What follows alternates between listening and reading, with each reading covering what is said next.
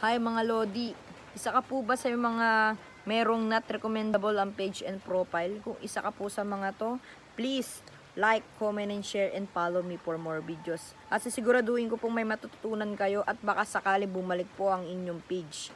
Disclaimer lang po, hindi po ako professional, isa po akong baguhang content creator na mag-share po sa inyo ng aking tunay na karanasan sa pagiging not recommendable. Una po sa lahat, hindi po ako agad-agad nagbura ng aking mga videos. Huwag nyo pong gagawin yan.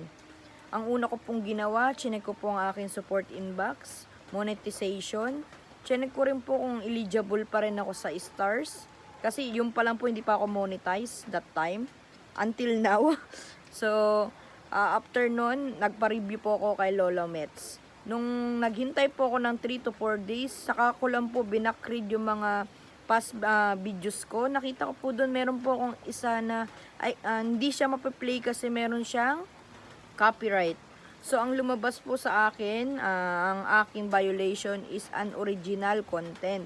So, ano pong ginawa ko? Binura ko po yung isang video na yon.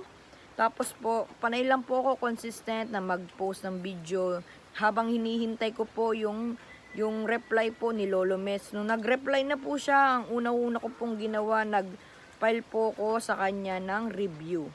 After 3 days po, yun po lumabas, wala na po akong violation. Another day, lumabas na po as recommendable. Kaya ang may papayo ko lang sa inyo at masishare, mga Lodi, maging consistent lang po kayo sa pag-upload ng video.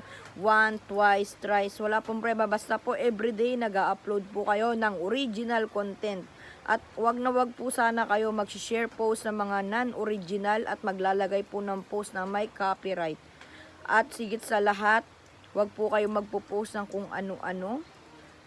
At the same time, kailangan po double check po tayo sa ating profile page lagi.